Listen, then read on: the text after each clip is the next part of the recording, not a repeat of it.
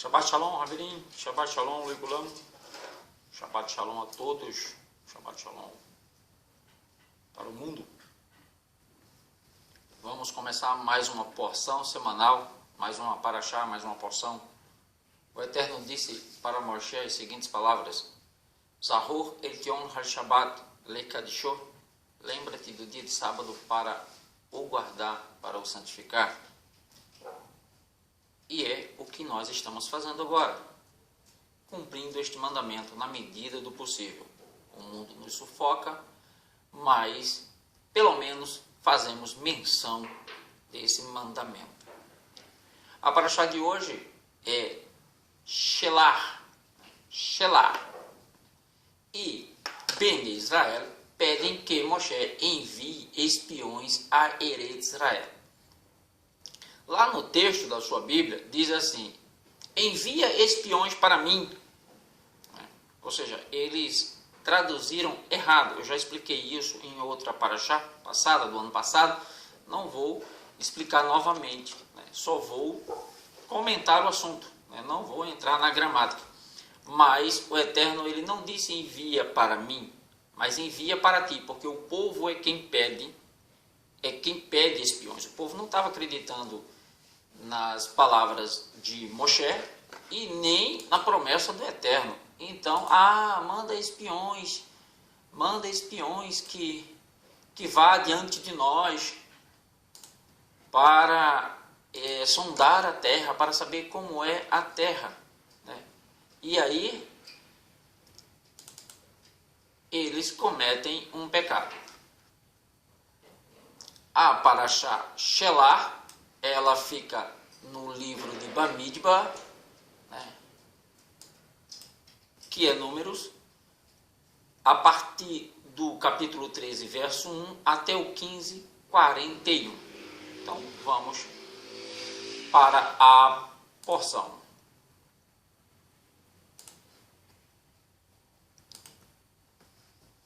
Bene Israel estavam agora a sudoeste de Eretz Israel. Sabiam que em breve subiriam a montanha até a fronteira de Eretz Israel. Aproximaram-se de Moshe com um pedido. A única tribo que não se juntou à multidão foi a de Levi. Deixa-nos enviar espiões à nossa terra, pediu o povo a Moshe, para investigar a terra. Eles nos aconselharão sobre a rota a ser tomada. Também informarão quais cidades podem ser facilmente conquistadas, para que saibamos onde atacar primeiro. O Eterno, ele já sabia de tudo, tanto que a nuvem era quem comandava e quem guiava o povo pela terra. Mas o povo mesmo assim não confiou. Então pediu a Moshe. Na sua Bíblia, como eu disse, tem assim: envia para mim. Mas no original, na Torá, no original, diz assim: envia para ti. Envia espiões para ti, porque eu já sei como é a terra. Mas se vocês não estão acreditando, então envia espiões para ti. Ou seja, envia, e aí Moshe acabou, que atendeu a vontade do povo. Bene Israel, na verdade, queriam enviar espiões por causa de duas dúvidas que os rodeavam. Apesar de Hashem ter lhes assegurado que Eretz Israel era uma terra boa, ninguém daquela geração a tinha visto. Não estavam convencidos de que a terra era especial e bastante para garantir uma guerra de grandes proporções. A guerra da época de Yehoshua durou 7 anos. Bene Israel queriam confirmar com relatos de testemunhas oculares de que a terra prometida era boa de fato. 2. Comparados aos números e bem treinados exércitos das 7 nações que habitavam Eretz Canaã, Bene Israel tinham apenas um punhado de guerreiros não treinados. Como ousariam enfrentar inimigos tão temidos em terreno desconhecido, sem saber exatamente seu número e poderio de seu exército e outros detalhes relevantes ao combate. O Todo-Poderoso condenou sua falta de fé em sua palavra, proclamando por seguinte, que aquela geração não entraria em Eretz Israel. O episódio todo pode ser ilustrado pela seguinte parábola. Um príncipe chegou à idade casadora. Era preciso encontrar uma noiva à altura. Seu pai escolheu uma moça cuidadosamente selecionada dentre todas as elegíveis. Tenho uma ótima notícia, uma ótima moça para você, informou o pai ao filho. Ela é sábia, bela, talentosa e de nobre estirpe. Possui todas as qualidades que qualquer um desejaria. O filho não estava convencido. Deixe-me encontrá-la para ver por mim mesmo. O rei ficou muito desgostoso por seu filho não confiar nele. Se recusar seu pedido, pensará que ela é feia. Por isso, deixarei que ele a encontre. Assim se convencerá de que ela é realmente bela. Contudo, como ele não confia em mim, não deixarei que se case com ela. Em vez disso, reservarei esta moça para outra pessoa. Né? É bem diferente do que aconteceu com Isaac. Né? Isaac confiou, né, plenamente no julgamento de Eliezer, quando ele foi buscar Rívika.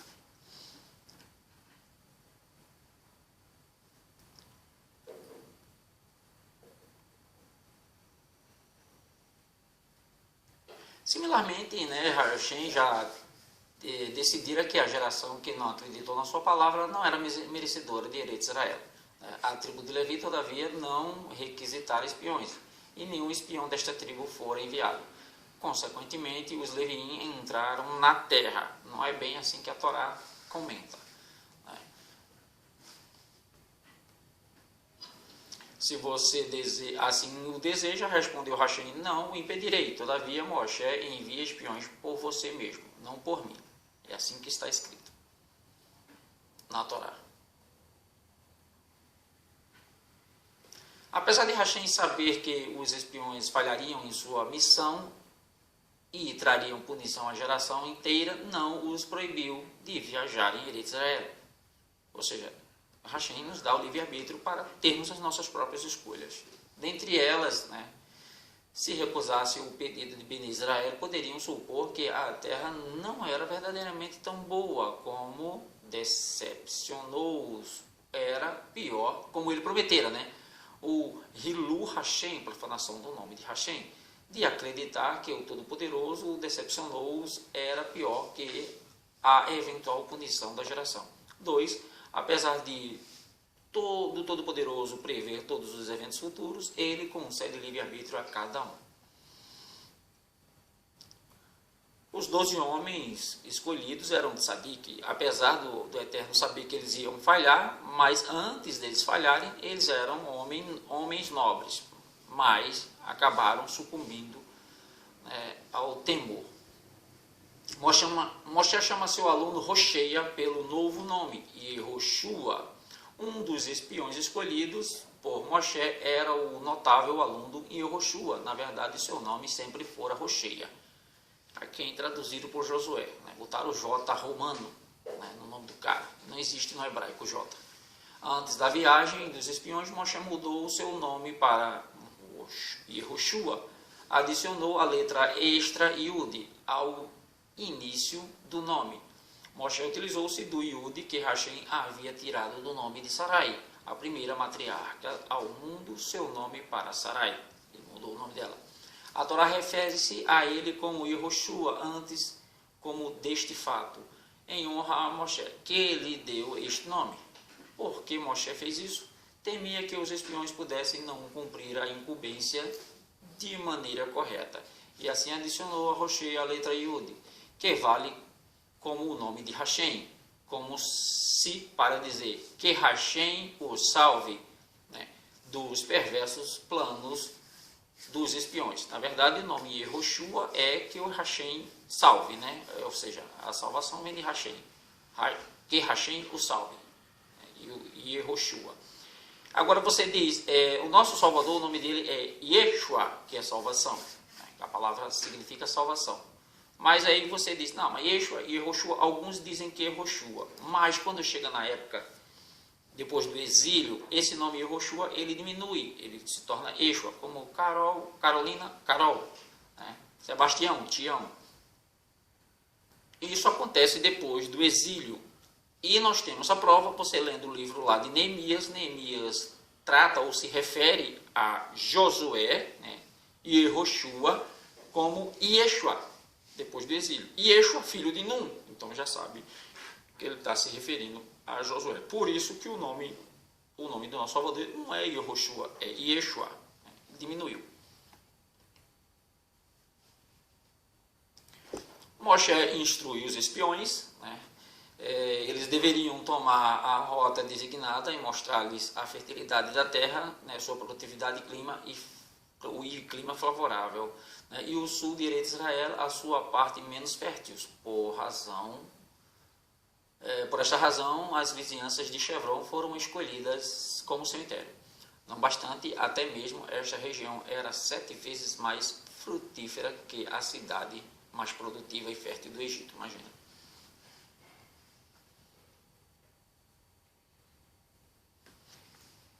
Moshe ensinou o nome divino às 12 letras dos espiões como proteção contra os perigos. Nessa conjectura judaica, alguns dizem que deu-lhes seu cajado. Em 29 de Sirvan, os espiões partiram em direção a Eretz Israel. Os espiões tornam-se corruptos, né? Se você ler lá no texto, eles não trazem uma notícia boa. A narrativa dos espiões serve de exemplo de como o desejo por honrarias corrompe as pessoas. Similarmente, na próxima paraxá, Corá, né, rebelou-se porque inspirava por honrarias, né? Nós vamos estudar isso. O desejo de uma pessoa por respeito e homenagem, na melhor das hipóteses, impede o serviço a Hashem, né, ou pode corrompê-la totalmente. Tanto Yehoshua quanto Caleb opunham-se ao esquema dos espiões. Porém, enquanto Yehoshua apressava suas objeções, Caleb pensou que seria mais sábio ocultar seus pensamentos. Eles contam aqui que Caleb, né, os espiões entraram nas vizinhanças de Chevron, onde fica a gruta de Macpela, mas estava com medo de irem até lá. Era domínio público, de fato, dos gigantes viverem naquela era. Apenas Caleb ignorou o perigo, resolveu visitar o local sagrado onde nossos patriarcas estão enterrados, né? Ou seja, os 3 casais, Abraão, Sara, Isaac, Rivka e Jacó, e a mulher mais velha de Jacó, esqueci o nome dela agora.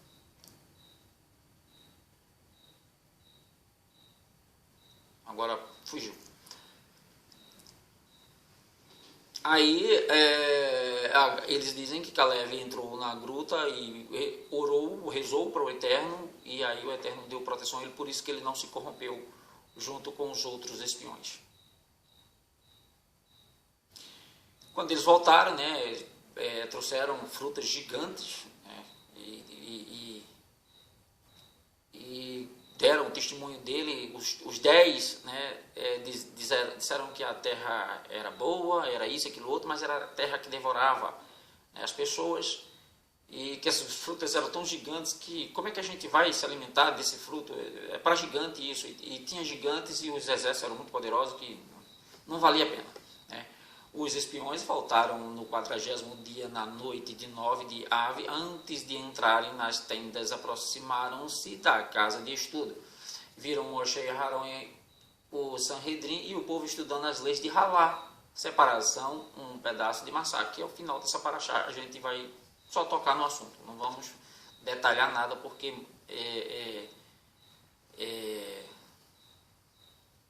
é só lendo o texto, né? E eu não vou ler o texto. Você lendo o texto é que você entende. Se eu for detalhar aqui, vai ocupar muito o tempo, fica para uma outra oportunidade. Mas eu já fiz isso nos anos passados. E eles disseram que vocês não precisam estudar isso mais, porque a gente não vai entrar nessa terra, porque essa terra devora as pessoas, né? E aí tem todo aquele discurso negativo, né? Ainda dizem que no sul vive Amaleque, e só a mera menção do nome de Amaleque o povo já tremia, né? E aí ficaram tudo com medo. É como intimidar tomar um pirulito de uma criança, citava o nome de Amaleque, o povo tremia. E aí eles, né,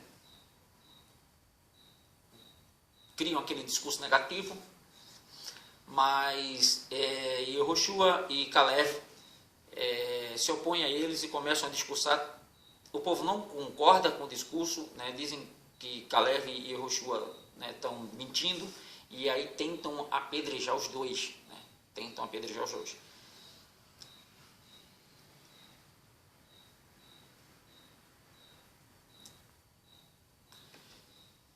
Nesse momento, né, vem a providência do Eterno, né, onde, né, ele toma providência, né, e aí os judeus choram sem motivo, né, são os 10 espiões viram que os judeus os hebreus, né, tinham se acalmado com as palavras de Caleb e Moshe, de Caleb, né, e Moshe decidiram tentar uma tática diferente, né, para atrair. Aí eles começam a chorar, a fazer aquele pranto todo, nossos filhos vão morrer no deserto, né, os líderes do Sanhedrin, que é a Corte Suprema, reclamam a Moshe, não questionamos a justiça de Hashem, se ele decreta a morte sobre nós, aceitamos, mas, né, que ele não nos mate através da espada dos idólatras, né? E ficaram com medo, né? Será como desejam, né?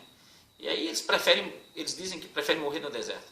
E aí Moshe diz, então, né, será como vocês desejam, foi o que Hashem respondeu, vocês morrerão todos no deserto. Como eles passaram 40 dias espiando, né, Moshe ele lamenta, né, e ora pelo povo quando ele vê todo aquele né, e aí eles, né, se ajoelham, né, rasgam suas vestes, ele e Yehoshua, né, e Caleb, né, na noite de lamentação, era a noite de 9 de Av, disse o Todo-Poderoso, vocês chorarão sem motivo, portanto eu lhes providenciarei um 9 de Av que se tornará uma época de luto nacional. Nesta mesma data, tanto o primeiro quanto o segundo Beit HaMikdash serão destruídos. Olha só, né? Até eles sabem disso. Naquele 9 de Av foi decretado que ambos os templos seriam deitados por terra e que os hebreus seriam exilados, como está escrito em Terrilim 106, 24, 27. E eles desprezaram a terra desejada, não acreditaram em sua palavra, murmuraram em suas tendas e não escutaram a voz de Hashem. Por isso, ele jurou fazê-los cair no deserto e fazer com que seus descendentes caíssem entre as nações e dispersá-los entre as terras. As reclamações continuaram, queriam voltar para o Egito, queriam erguer um líder, né, que guiasse eles de volta ao Egito, né. O rei assírio, né, Sanheriv, né, incumbiu seu general, né, Rashakai, de persuadir os hebreus a se renderem.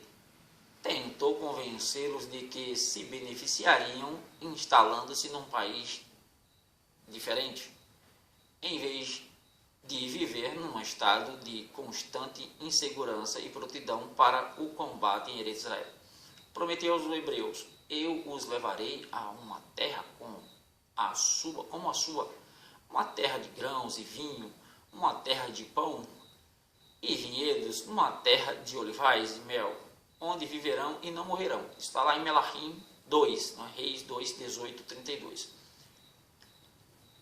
Rabshakai referia-se a um país extremamente fértil na África. Não foi tolice do general prometer a Bene Israel uma terra como sua própria terra.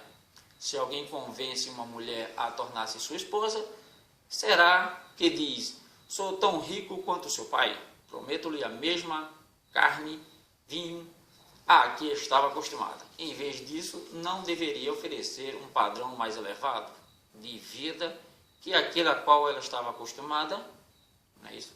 Então, por que Rav Shakai não prometeu levar os hebreus a uma terra melhor do que a sua pátria? Não é isso? Então quer dizer que a terra era muito boa.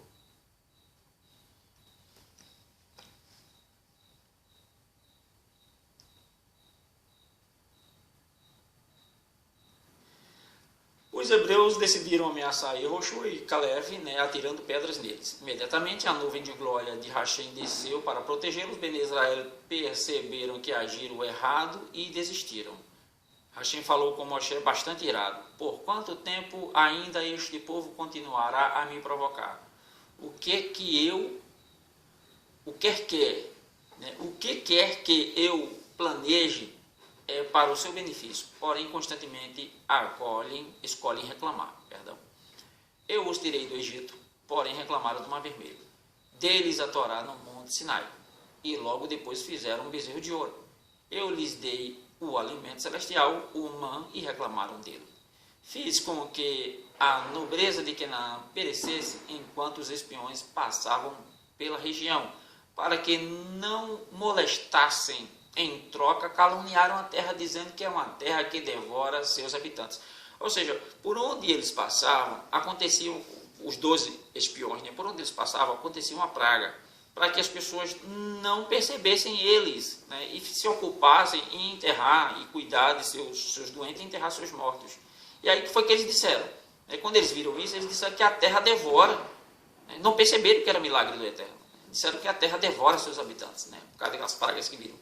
Não há mais esperança de imbuir esta geração a fé e temor por Hashem, necessários para viver em Eretz Israel. Deixe-me destruí-los com uma praga para cumprir minha promessa aos patriarcas. Eu multiplicarei seus descendentes a partir de você, Moshe. Farei de você uma grande nação.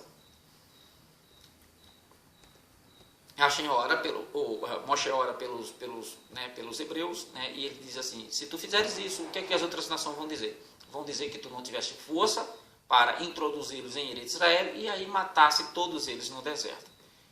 Mas Hashem sabia que Moshe ia falar tudo isso e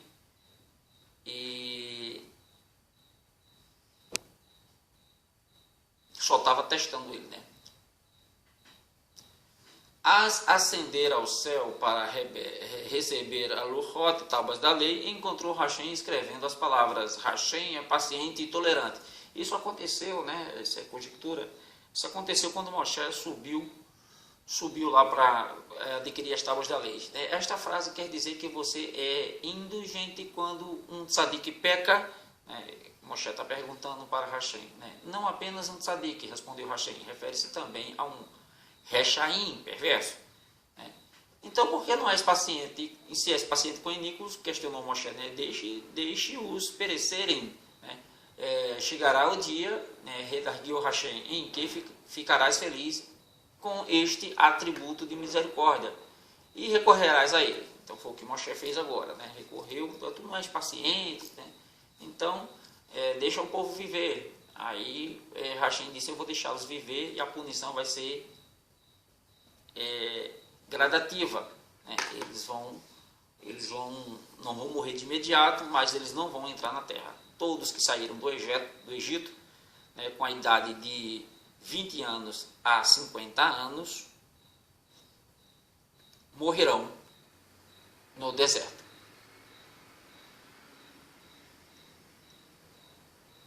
Na véspera de Tisha B'Av, no 40º ano do deserto, ocorreu algo maravilhoso. Como de costume, os homens cavaram sua própria sepultura, porém de manhã seguinte descobriram que ninguém morrera.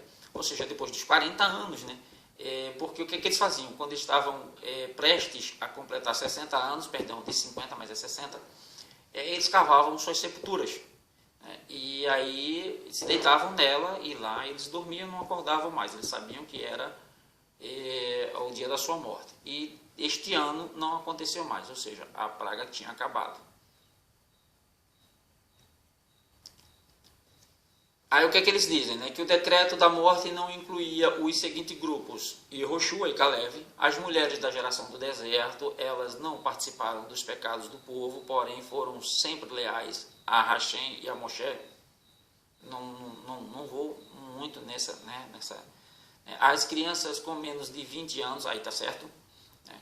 Os homens com idade acima de 60 anos, tá certo, e os membros da tribo de Levi, aí eu não concordo, né? Porque quem tinha mais de 60 anos morreu. A Torá diz que só entrou em Canaã, né? Yehoshua e Caleb e todos que nasceram no deserto. Aqueles que nasceram no Egito, nenhum entrou. Só Yehoshua e Caleb. A punição dos espiões e a recompensa de Caleb e Yehoshua, né? Yehoshua se torna o comandante, né? E Caleb seu escudeiro, digamos assim. Agora, uma visão racídica, né, sobre a falha dos espiões. Presta atenção no que eles imaginam. A Rebe explica porque homens notáveis como os espiões não quiseram entrar na Terra Santa. Enquanto Bene Israel habitavam no deserto, estavam envolvidos apenas com assuntos, né, sobrenaturais, como o estudo de Torá. Imagina se esses caras iam pensar nisso, se estavam pensando nisso. Todas as necessidades físicas, alimento, bebida e roupas, eram providas milagrosamente por Hashem. Os espiões não queriam ter envolvimento mundanos que seriam essenciais ao entrar em Ilha de Israel. Imagina, o cara, ou seja, foi medo mesmo de entrar, não foi por conta disso. Estes líderes perceberam que os hebreus teriam que trabalhar a terra, envolver-se em atividades comerciais e fins. Com certeza, estas atividades seriam guiadas pela Torá. E o povo não praticaria o roubo, a calúnia, a maledicência, não se intrometeria nos assuntos do próximo, etc. Também cumpririam os preceitos de Maaser, dízimo, Shemitah, o ano sabático, e Terumá, a cota dos Kohanim, etc. Todavia, o tempo deixado para o estudo e a prece, né, não seria muito. A alegação dos espiões era: por que deveríamos mudar o tipo de trabalho, né, sobrenatural no deserto pelo trabalho da terra em Israel? Lá na Terra Santa lidaremos com os frutos da terra, não com o mando dos céus. Lá teremos que lidar com os cananitas, diferente do deserto, onde somos uma nação reclusa. Os espiões concluíram que a Terra Santa se tornaria um país que devora seus habitantes, que consumiria e devoraria a sua, né, digamos assim, a sua santidade.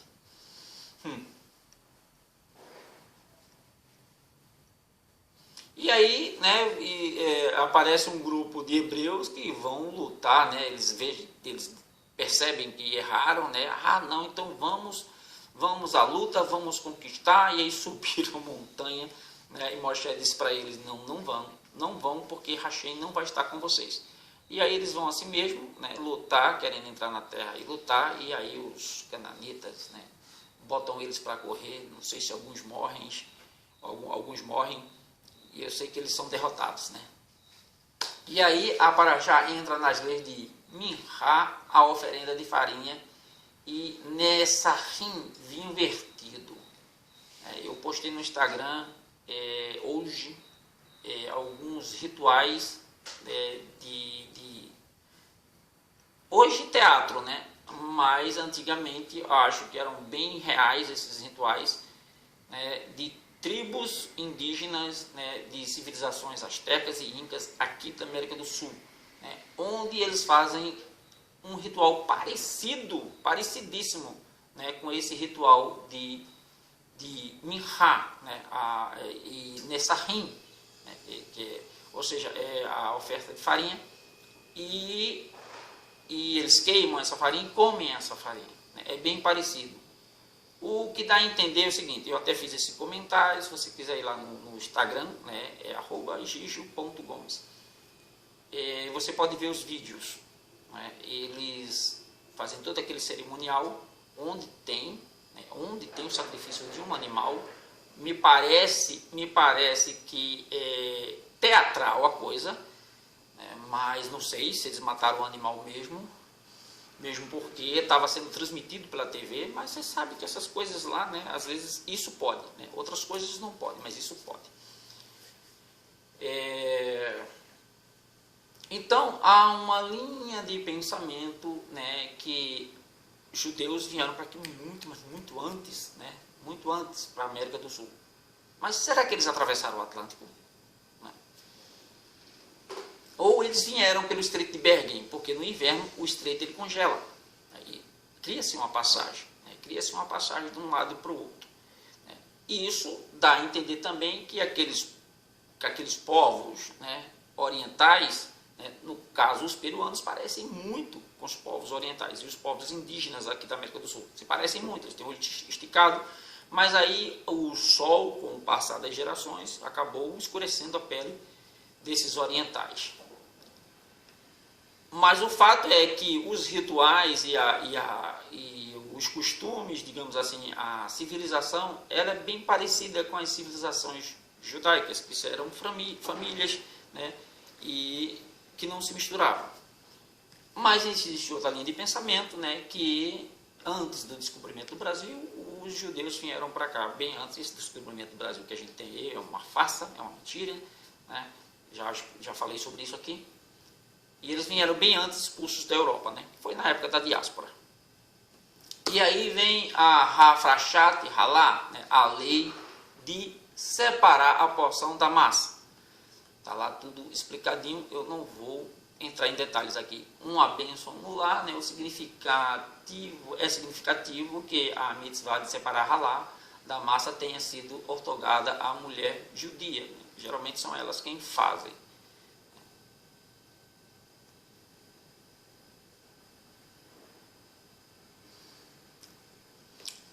Os requisitos da farinha e líquido para a separação da halá, está tudo detalhado lá na porção, né? Aí depois vem o tipo de farinha, né? O conteúdo do líquido, né? Não podia, a água me parece que era o que menos se colocava, a quantidade de farinha, né? Requisitos da farinha em gramas, não se, né? Isso aqui é interessante, né? Não se separa halá ao se utilizar farinha em quantidades inferior a 1.230 gramas, ou seja, 1,230 kg. Né? Separa-se halá sem brachá, sem bênção, né? Ao se utilizar quantidades de farinha pesando entre 1.230 gramas a 1.666,6 gramas. Que número esquisito, né? E separa-se halá com berachá ao utilizar uma quantidade de farinha maior que 1.666,6 gramas. Não sei como é que eles mediam isso no deserto. E aí vem a berachá, né? Separa-se halá depois que a farinha e os líquidos estão bem misturados juntos, formando uma massa homogênea. Enquanto esta ainda está inteira, antes de ser dividida e de se formar os pães, antes de separar o pedaço da massa, recita-se a seguinte bênção, que é a berachá, né? Baruch atah Adonai Eloheinu melech haolam asher kidesh hanu b'mitzvotav vetis vanu lehafrish halá. Bendito és tu, Adonai, nosso Hashem, Rei do Universo, que nos santificou com os seus mandamentos e nos ordenou separar a parte da massa. Separando halá, depois de assar a massa, né, massa que não é utilizada para pães, né, Bene Israel encontram um homem que fez um trabalho proibido no Shabat. Essa é a outra parte, né, da porção. Esse homem, ele estava procurando gravetos para fazer um fogo. E uma das instruções, né, de consagrar o Shabat é não acender fogo. Acredito que o Eterno disse para não acender fogo, porque naquela época era trabalhoso acender um fogo. Você podia deixar o fogo aceso da sexta para o sábado. Né? Mas você não podia acender um fogo no sábado, porque isso ia dar trabalho você procurar as linhas, partir a lenha, acho que é isso. Hoje, não é tão difícil acender o fogo, né? Você só precisa apertar um botãozinho, né? Ou acender um isqueiro, por aí é muito fácil, não dá muito trabalho. Porque se partirmos para essa linha de pensamento, que não se pode acender fogo hoje, então você não pode ligar o carro, você não pode acender uma luz, porque todos criam, né, centelhas, e isso é acender fogo. Existe uma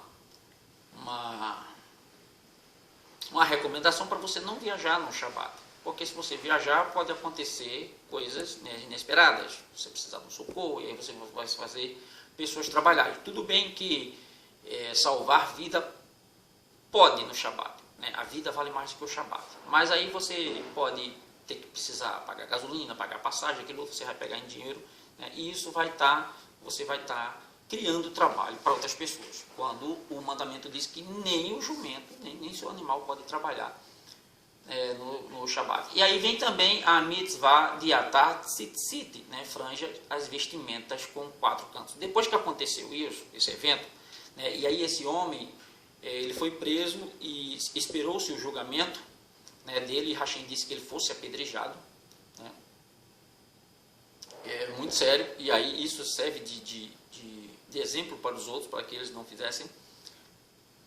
Mas existe outra linha de pensamento que dizem que, como aquelas pessoas não iam entrar mais, né, em Canaã, e aí ele resolveu fazer isso, ou seja, é como se ele estivesse dando a vida dele para dar exemplo para as pessoas, para saber o quanto guardar o Shabat era, né, sério. Então ele fez aquilo para servir de exemplo. Não acredito muito nisso não, para mim ele foi rebeldia mesmo. E aí vem o Vaiomer Hashem El Moshe Elemor, né? E falou Hashem a Moshe dizendo: Dabe El Bene Israel ve'amarta alechem ve'asu lachem tzitzit al canfe figdehem ledorotan. Fala aos filhos de Israel e diz-lhes que façam para si franjas nos cantos de suas vestimentas, por todas as suas gerações. Ou seja, como isso não era recomendável para as mulheres, né, só para os homens. Os homens eram mais suscetíveis a pecar. Então fazia o tzitzit, né, é tipo uma toalha com um buraco no meio que você veste, né, em cada canto da toalha você tem franjinhas, nozinhos, né, e aqueles nozinhos fazem você lembrar dos mandamentos.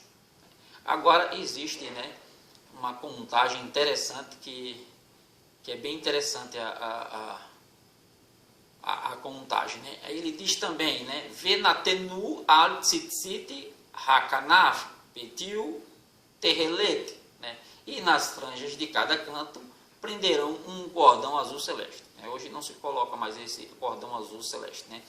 Ele disse também, Verhaya lachem letzitzit unriten oto ushar tem et kol mitzvot Hashem vasetem otam. Tá? E serão para vós por tzitzit, e olhareis e recordareis de todos os preceitos de Hashem e os cumprireis. Cada detalhe da mitzvah foi projetada para lembrar-nos, né, de que, como servos do Todo-Poderoso, somos obrigados a cumprir seus mandamentos. O tzitziot são atados um canto em cada uma das 4 direções, para lembrar que nossas obrigações, onde quer que nós nos voltemos, né? Ou seja, 2 na frente, nos cantos, e 2 atrás, aí para cada direção que você for, você tem que lembrar. Agora, o interessante aqui, o valor numérico da palavra tzitzit é 600. Se acrescentarmos um número, os 8 fios e 5 nós, cada canto, né, são 8 fios e 5 nós, né, em cada canto, teremos o total de 613. Um lembrete das mitzvot, né, que são 613 digamos assim, instruções, né? Diretrizes, 613 mandamentos, que hoje existem. Além disso, cada canto tem 5 nós, para nos lembrar dos 5 livros da Torá. Os 8 fios em cada canto lembra que os hebreus devem cuidar de 8 órgãos que levam ao pecado: olhos, boca, ouvidos, narinas, mãos, pés, órgãos reprodutivos e o coração ou emoções. 8. Velo taturu ahare levashem veahare elechem ashe aten zoni aharenem. E não seguireis atrás de vossos corações e de vossos olhos, através dos quais vos desvieis. Interessante é que o próprio Yeshua, né, ele diz que os olhos, né, é a luz do coração, né? O coração e os olhos são como espiões do corpo, em busca de pecados ansiados por sua natureza animal. O coração deseja os olhos, procuram, e o corpo peca. A mitzvah de não ir atrás de nossos corações nos proíbe de ter pensamentos de apsicorsut, né, ou seja, heresias, e não ir atrás de nossos olhos de ter pensamentos de imoralidade. Esta mitzvah se aplica em todas as épocas, né, tanto a homens quanto a mulheres, tanto que Yeshua nos ensinou. Né. Somos ordenados a manter nossas mentes sempre livres de conceitos proibidos. Qual o significado do termo apikorsut? Este termo refere-se não apenas à negação da existência de Hashem ou do caráter divino da Torá, mas também inclui qualquer ideia que contradiga um princípio fundamental da Torá. Por exemplo, é apikorsut pensar que o Todo-Poderoso não supervisiona constantemente o universo, a Terra, ou que ele não recompensa seus seguidores e pune os perversos. Leman tizkeru vasetem et kol mitzvotai vahietem kedoshim lelokechem, para que vos lembreis e cumprais todos os meus mandamentos e sejais santos para vosso Hashem. Yeshua ensinou isso, o contrário disso? Não, de maneira nenhuma. Então ele não quebrou nenhum mandamento da Torá. Ani Hashem Elokechem Asher Hotzeti Etchem Meretz Mitzrayim Lihiot Lachem Lelokim. Eu sou o eterno vosso Hashem, né, vosso Elohim, que vos tirei da terra do Egito, né, Etz Mitzrayim, terra do Egito, para ser vosso Elohim. Consequência, somos esta passagem, né, conclui com a afirmação frequentemente repetida de que ele nos tirou do Egito e, como consequência, somos obrigados a aceitá-lo como o nosso Elohim. Né? Ani Hashem Elokechem, eu sou o eterno, vosso Elohim. Bom, terminamos a paraxá de hoje. Né? Ela é um pouquinho complicada, né? Mas se você ler o texto lá, você vai entender. Né? Hoje, não precisa tanto entender essa mitzvah, né, de massé, né, da massa, né, da farinha, né, porque hoje a gente não tem mais esse costume, não fazemos mais, né, então não precisa entender muito.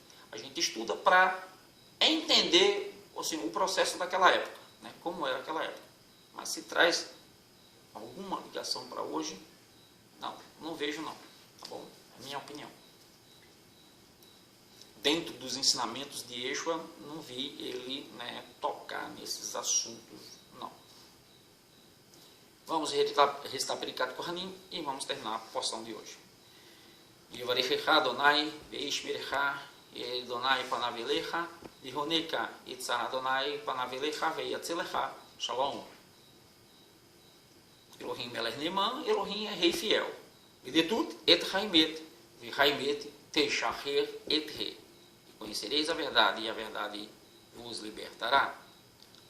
E se assim o Eterno permitir, Emitzer Hashem, se assim o Eterno permitir, estaremos aqui no próximo Shabat com mais uma porção, que é Corá. Né? Vamos ver, vamos estudar, né, a rebelião de Corá e o que ele ganhou com isso. Shabbat Shalom a todos, né? E obrigado por compartilhar e por dar like aí. Um abraço, Shabbat Shalom.